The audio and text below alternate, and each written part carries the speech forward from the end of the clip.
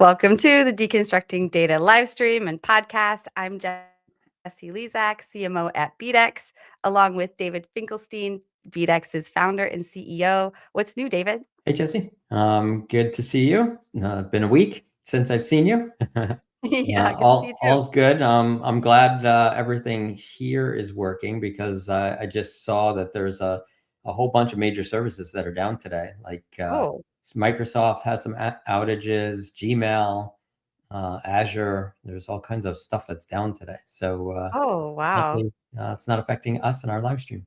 Do they know like what the root cause of it is? Is it like one time it was like a Cloudflare thing and then like all these thousands of apps are down? So. Yeah, I don't even know. All I know is that I was just messaging the team because emails weren't showing up because of Outlook. Oh. And I was like, hey, what's going on with email? And they just sent me a screenshot of Down Detector that shows all these services that are down. So I don't know. Something's going on out there.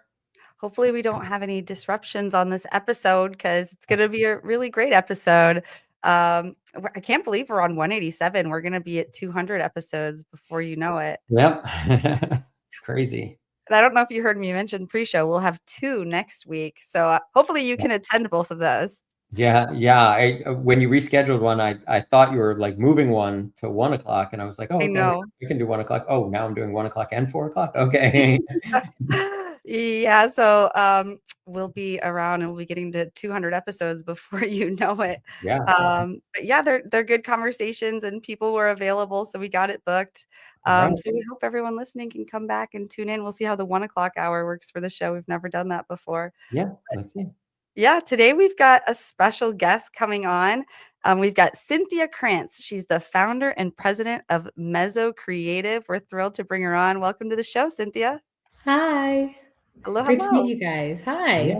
Yeah, we're glad you could join us on the show today, and we'd love for you to kick it off for us. So why don't you give our viewers and listeners a chance to get to know you a little bit, and give them a little bit of background, where you came from and what led you to found Mezzo Creative. I know we got the scoop beforehand, but I'd like you to share it with everybody else.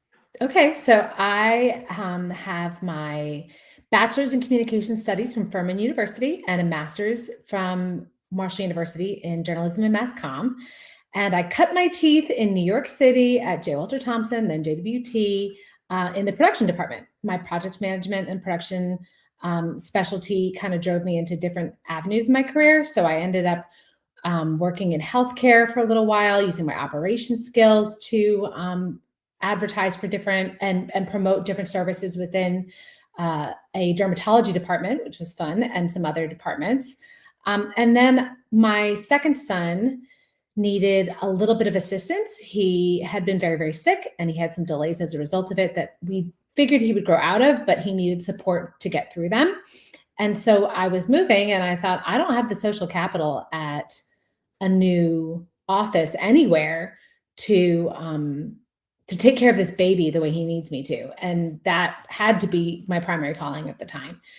But I didn't want to give up my career. And so I talked to a very good friend of mine who said to me, who had worked with me at JWT, and she said, what's the producer's adage? And I said, pick 2. You can have it done fast, cheap, or done well. Pick 2. And she says to me, pick 2, Cindy. You can have your family, your health, or your career. If you get 2 in line, then you can run and fight for the 3rd. And I thought, okay, I'm nothing without my family. I'm nothing without my health. And I thought, I have to shift my career to accommodate for the other 2. And so I ended up starting Mezzo. And it has been a great, great journey. It is a fully remote agency. We specialize in digital media. We also occasionally do print media because that was my first love. And we do primarily organic and paid social, SEM and SEO, as well as some website builds. And our real jam is analytics. So that's Mezzo.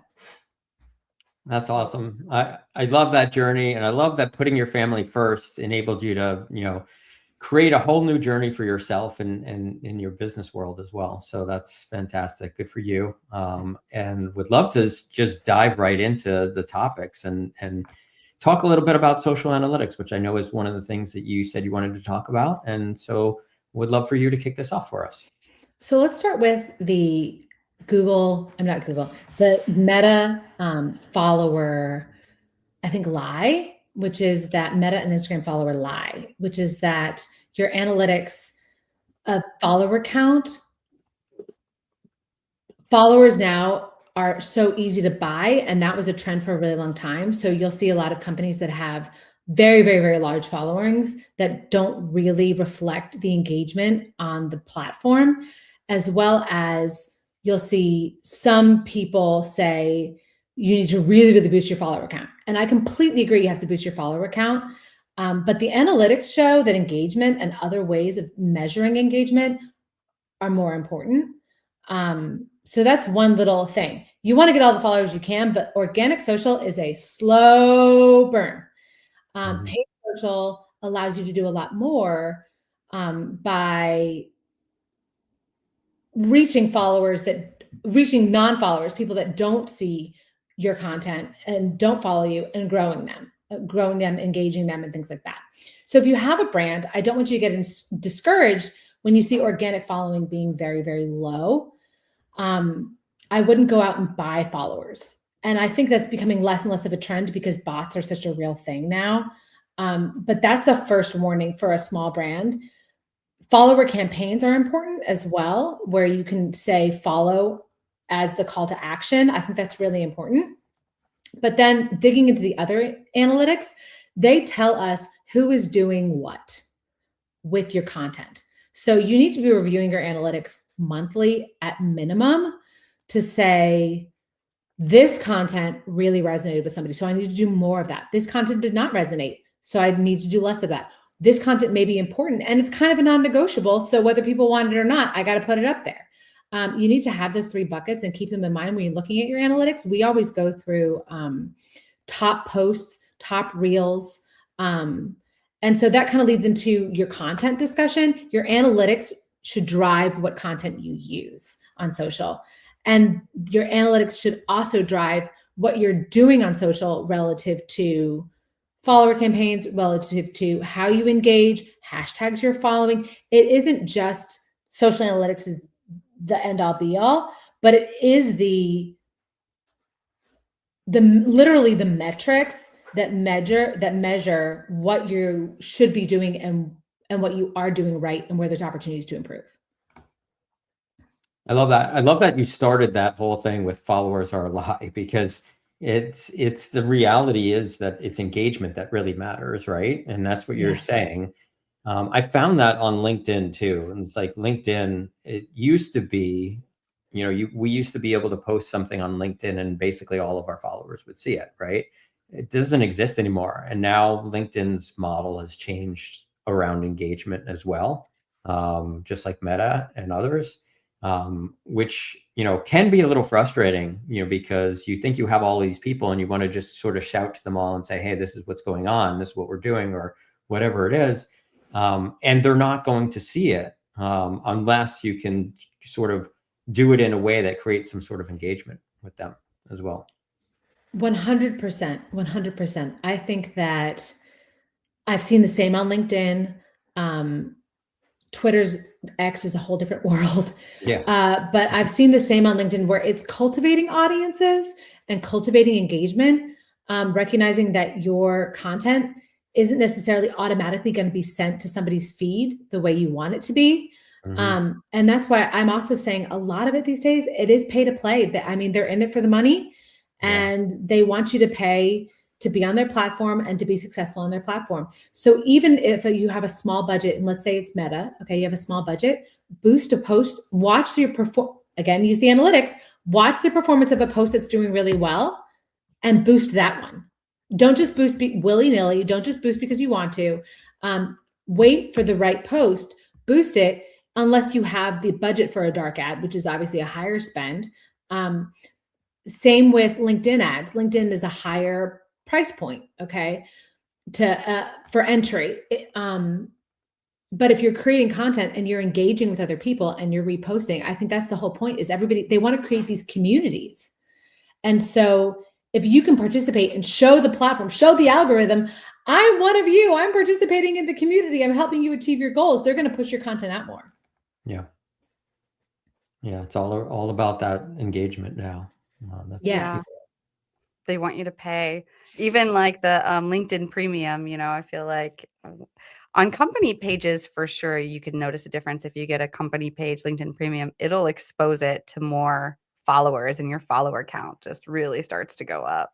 But you're Yeah. right. You have to ignore the follower count because it can just be purchased these days. Yeah. Yes. And not We've had- only that, like you just said, like you might have that many followers and your followers may be going up, but just because you're posting doesn't necessarily mean all those followers are actually seeing it unless you are using, a sponsored or paid.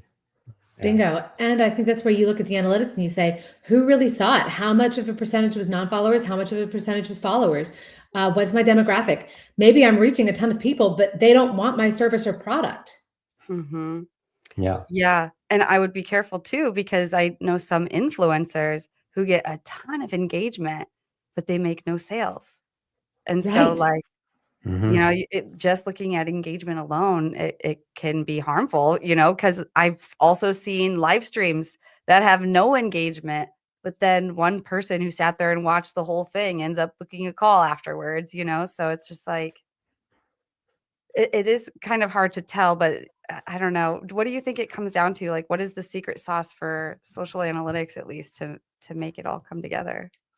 I think the secret sauce is a combination of organic, really good quality organic content that legitimizes your paid opportunities. I think it's knowing your demographic really well, uh, knowing what content is resonating with them so it drives more engagement. I think it's also the discipline of being on the platform all the time. Everybody wants to do social on their own, especially organic, because now everybody has Canva and it's great and we can do all of it. But unless you have somebody in the back end that is following hashtags, liking, unliking, following, unfollowing, doing all these things in the back end, it's a job. It's a job for a reason because it's work it's a discipline to get it done.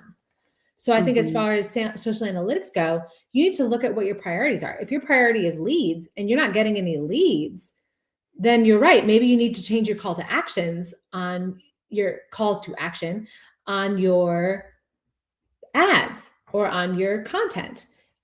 If you are decreasing followers, you always want to be in the green. So if you're decreasing followers, nobody's resonating with your content, or maybe you're not posting regularly enough. There's a lot that goes with it. It's consistency on all of these platforms. They want consistency, and that's what I was saying. They want to create a community. So you have to show that you are a regular, responsible, paying member of the community, and you will have better success. Yeah, definitely. Such a good point. I'm glad you brought up ads. Mhm. Um, and speaking of ads, hopefully all those ads will drive some traffic to your website. But it's always hard to get them out of those, what are they called? The gated communities or whatever. What's the word? I'm trying to think of the Walled gated garden. walled garden. Well, Yes, Yeah. thank you. Then we get them on our website and we can actually analyze on Google Analytics, which has had so many changes since I've been a marketer. no Um, kidding. yeah, can you kick us off on Google Mhm. Analytics? Google Analytics are really interesting because, as you said, they have really shifted things. I think your Google Analytics are only as good as your tags are, and only as good as your ability to read them. A lot of people say, "I want to set up Google Analytics," and then they have nothing on the website. No actions are tagged, and so you can't see what people are doing on your site, which we can get into more into website analytics.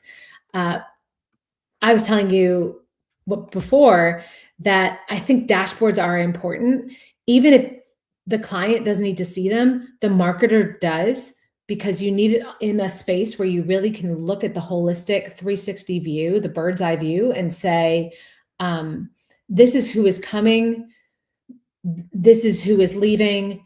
And we'll get into more of that on websites. But for Google has so many different opportunities, right? So it's not just an ad, okay? It can also be your Google reviews. It can also be your Google Maps listing and things like that. And suddenly you're like, wow, that's a lot.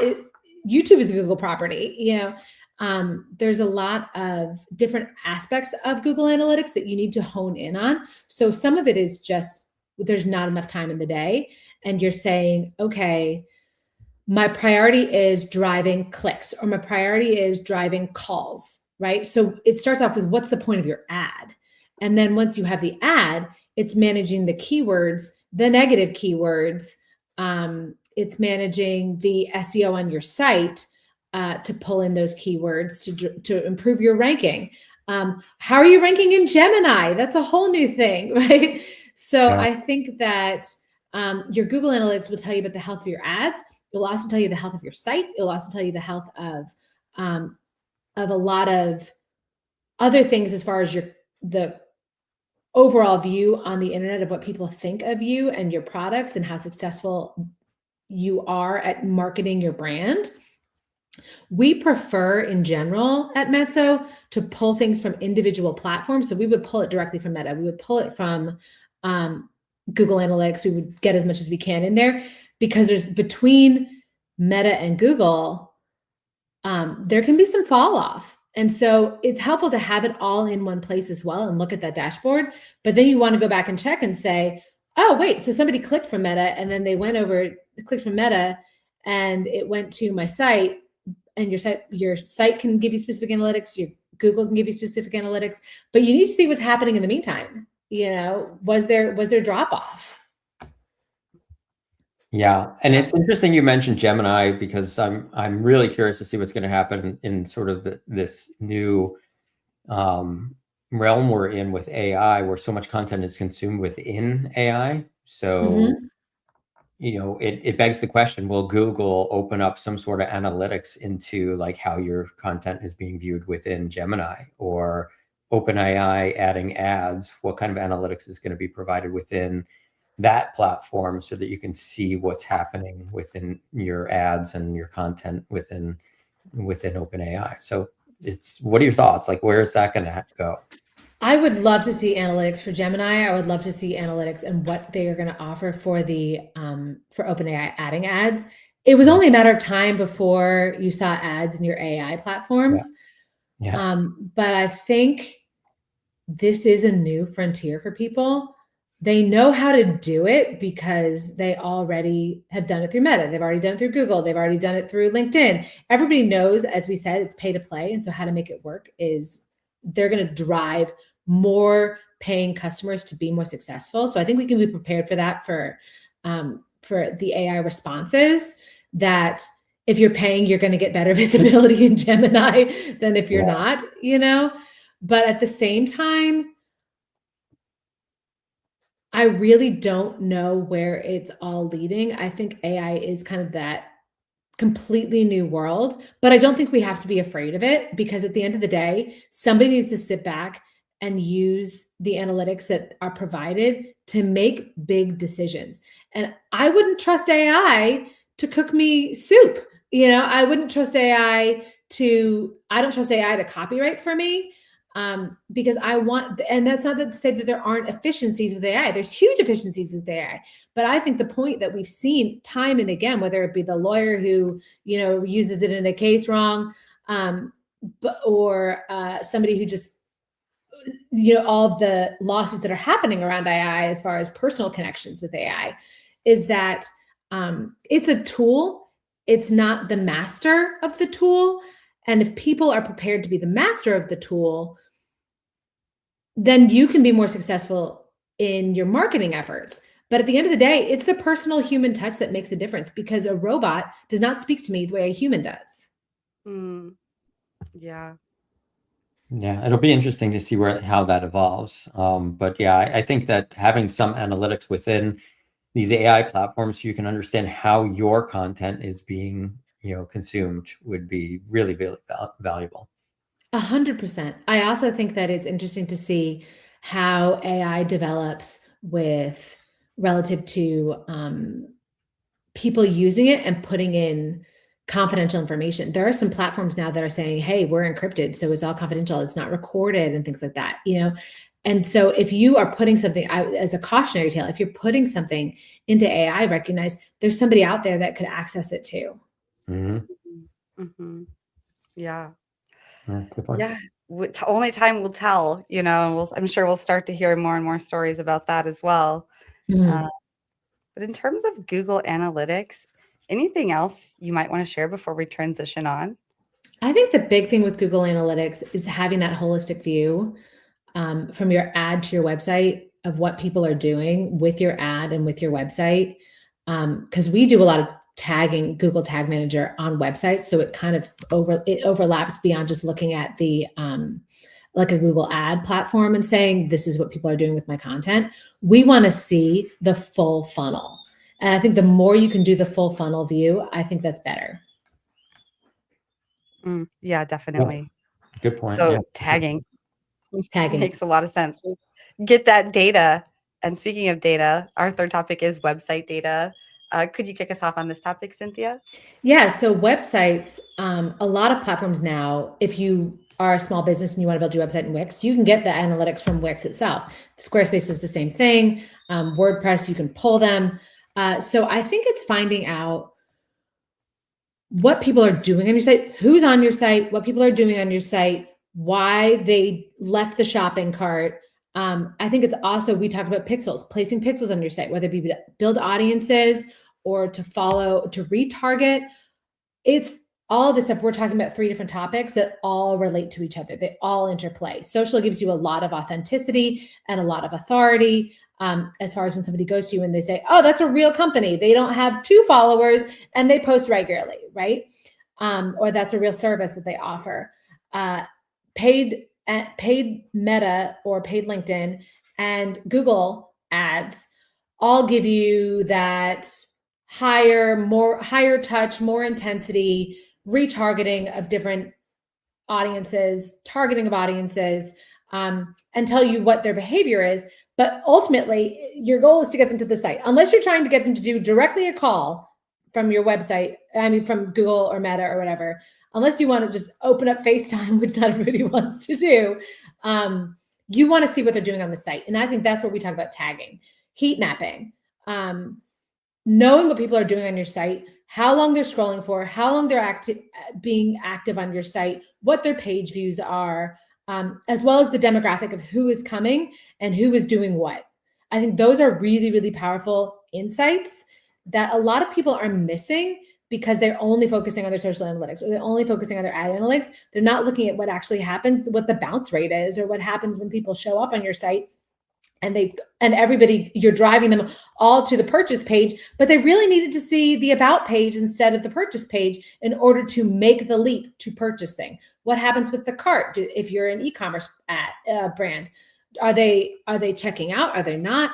What is your response rate as far as automatic responses to people? I think there's a lot that goes into the marketing funnel that people don't realize. Analytics will tell you what is happening, but it's your choice to go and do something about with that information. Yeah, such a good point.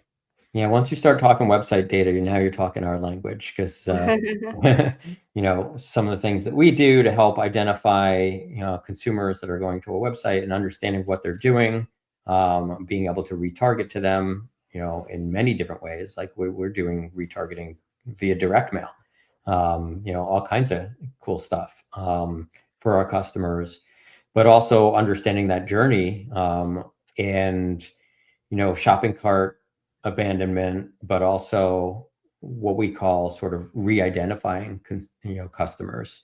So customers that are coming back to a website, maybe adding something to the cart, maybe not, but maybe they're already a customer, but they're not logged in, right? And they've logged in with it, or they've logged onto your website with a different device. So you don't know that it's the same customer, but using our pixel, we can tell you, hey, this is Cynthia. She's been to your website before. She's just not, she's using a different device or she's not logged in right now. And guess what? She's, adding something to the cart or whatever. So, but having that ability to identify at that level, at the consumer level, gives you so much more data and so much more to work with and gives you the ability to do levels of retargeting that you couldn't do otherwise. 100%. That's really, really important. I think people don't realize that their IP addresses are being pinged all the time. Yeah. Yeah, they're like, why I talked about that with a friend and suddenly it came back and then I saw an ad for it. I'm like, that's because you sat with a friend who had searched for it on their site and we knew that you were in proximity to them. And we thought maybe they talked about it. They were like, Yeah. I said, it's all in the background. It's those pixels, it's that retargeting, it's the lookalike audiences.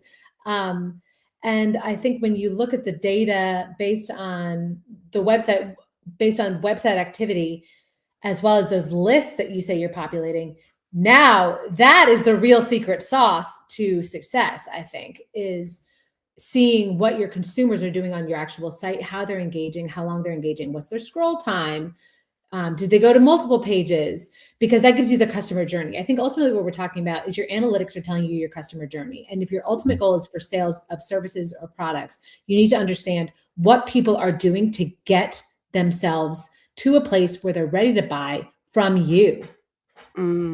Yeah. You got to close the trust gap. Yes. Yeah. Yeah. And like But you your said, sorry. go ahead. No, your analytics. I was gonna say, your analytics will tell you what that journey is. Mm-hmm. Yep. Yeah.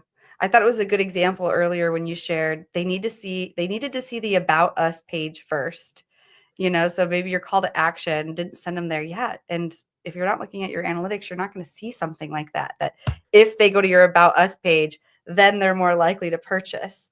But if you're just a marketer just doing their own thing, you're not thinking about sending them to the About Us page. That was a beautiful example. Mm-hmm. Yeah, it's building the trust, it's building the authority, but it's keeping the authenticity. I think that's making people want to engage with your content and buy your services and goods. Mm-hmm.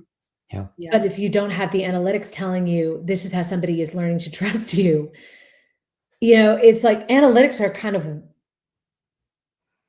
you're engaging in a relationship with your clients or your customers. Okay. Even though it's on the internet, you're communing with them. And so just like with people, you need to say, what makes this person tick? What makes this, it is the psychology of marketing. And the analytics are telling you whether you are on or off base. Yeah, it's true. Yep. 100%. Yeah. And if you can use that, it's a secret sauce, right? Because if you can use that to sort of learn the secrets, okay, everybody that buys from me first goes to this page, or some high percentage first goes to this page before they buy. Well, then you need to understand that whatever's on that page, that's super relevant content that maybe, to your point, is what engages them and gets them to trust you and make the decision to buy. Right, right. And that's why we like people to say, I found you through social. I found you through Google. I found you through, but your Google Analytics will tell you what was organic, what was direct, what was through paid, and so learning all of that is really powerful. But I think a lot of people get intimidated by analytics because they don't know how to read them.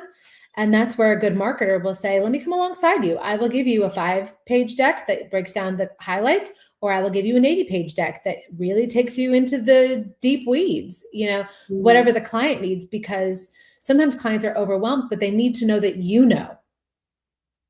Yeah, that's true. Although sometimes I feel disenchanted by analytics.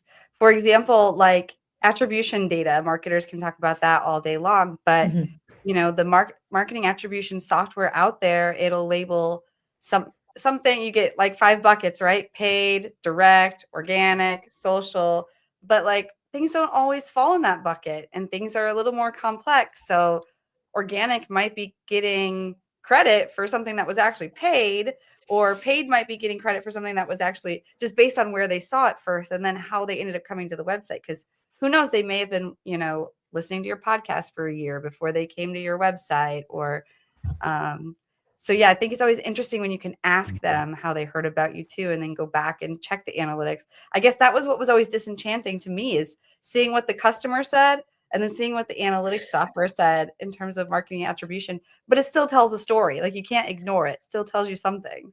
No, I think you're right. It tells a story, and you do have to be wary of the analytics. It's not the end all be all, but they get you 90% of the way there with what the customer journey is. But you also have to recognize that all of these things are playing off each other. Like retargeting, the whole point is somebody went to your website and you hit them on another platform. So, and if it's 7 touches in the digital sphere to make somebody purchase, okay, then by golly, you better be using all the different tools.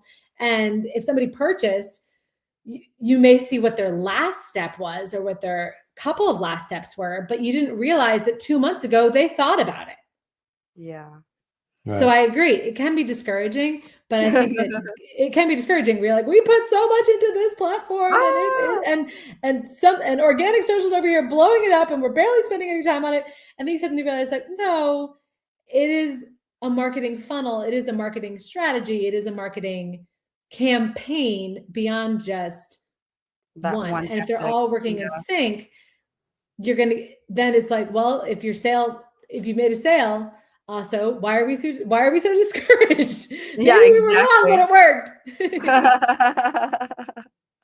Definitely. Such a good point. But even more better to know who's on your website. Cause like if you're getting all those touches.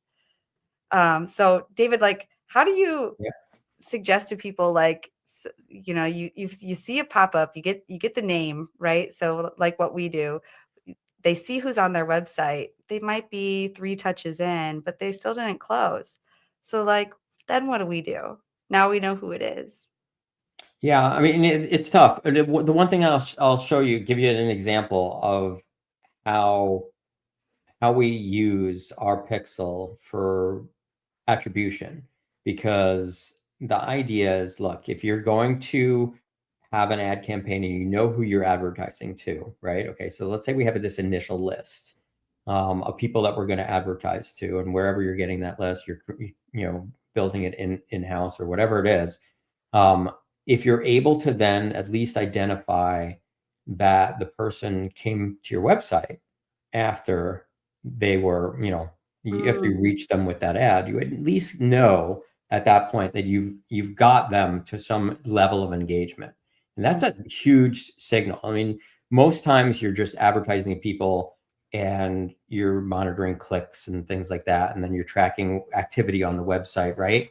But knowing it at the individual level, that you were able to reach that consumer through that ad, you basically are given, to me, that's the secret sauce, right? Because at that point, you're given this information that enables you to know exactly how that journey occurred, right? And that you engage them, you got them into that funnel. And whether they bought or not, at least now sort of the level of engagement, but also what is the demographic of that person? Okay, so now we can take all the information on all the people that we tracked that came to the website from that ad campaign, and we can analyze just those people alone and figure out, put them in 2 different buckets. Here are the buckets of people that converted, and here are the buckets of people that didn't convert. Let's figure out what are the difference between these 2 people, and what do we need to do to get more of these people that did convert, and what do we need to do to get these people that didn't convert to convert. And so with those analytics, there's so much you can do, especially once you know who's engaging with you. So, going back to what Cynthia said earlier about, I think, I don't know, I think it was before we went live, but trying to target healthcare practitioners. It's like, it's a very specific niche and there's only a certain number of people, and there's certain ways that you want to engage with them and there's certain ways you don't want to engage with them, but having that level of data to be able to do that level of analytics, to understand that in that scenario that I just gave, super powerful. And it's an example that we're actually doing with a client as well. So I can tell you it does work.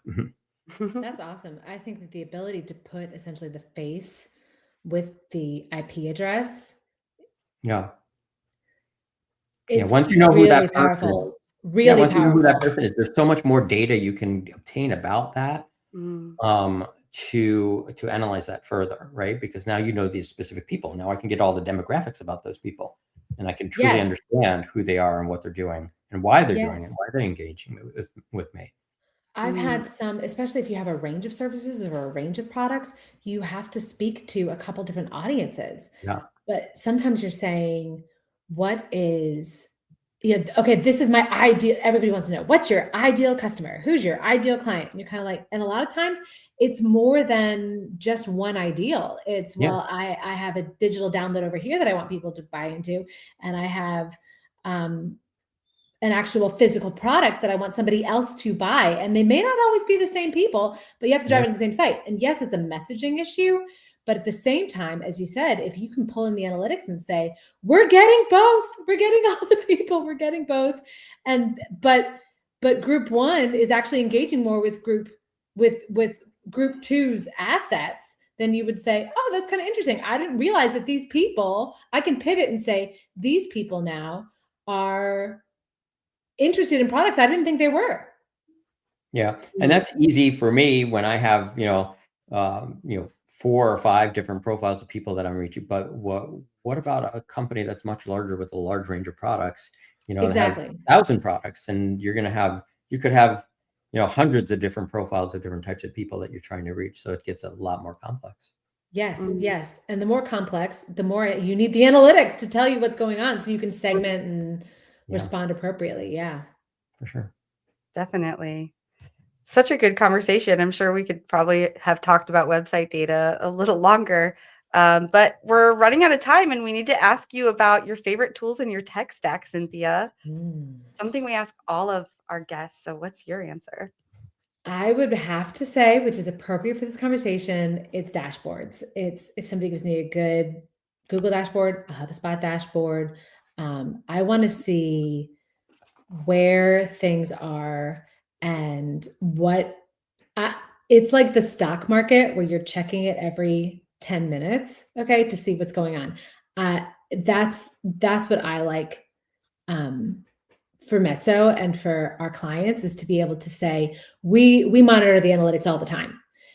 The best way to do that is through those dashboards. Yeah.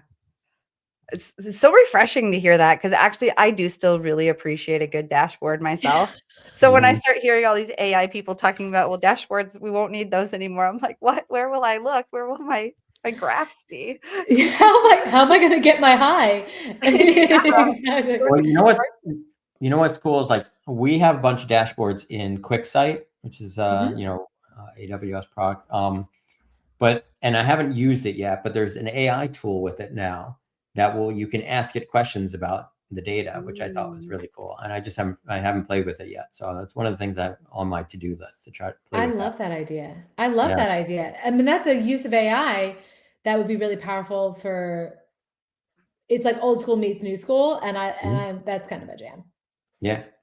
100%. Like when you talked about the direct mail, I was like, oh, print was my first love. And then I realized that, and Mezzo we actually are in the process of sending out a DM mailer to just people in my region. And it's got a QR code on it. And we're going to see what happens with the QR code. We're going to look at the analytics and say, did anybody do anything with it? It's got my number. It's got the number for Mezzo to call and stuff like that.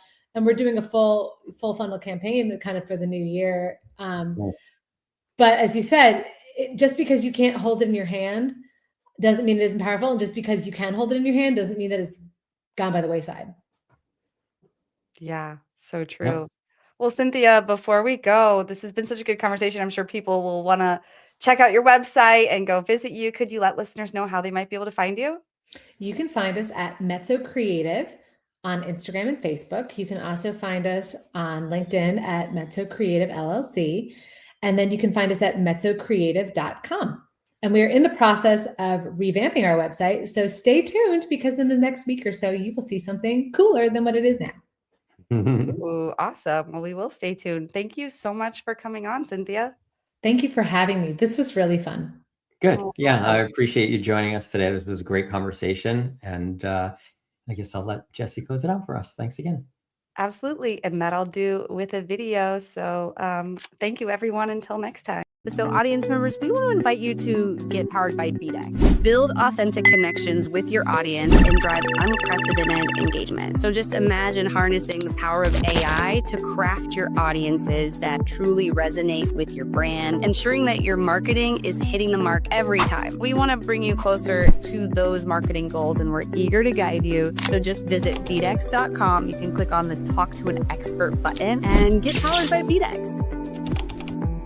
Deconstructing Data is the show that makes data make sense. Every Thursday, David Finkelstein and myself, Jessie Lezak, sit down with industry experts to unpack how data really drives marketing. We do this in plain language anyone can understand. If you want real insights, real conversations, and zero jargon, tune into Deconstructing Data live on LinkedIn every Thursday at 4:15 p.m. Eastern Time.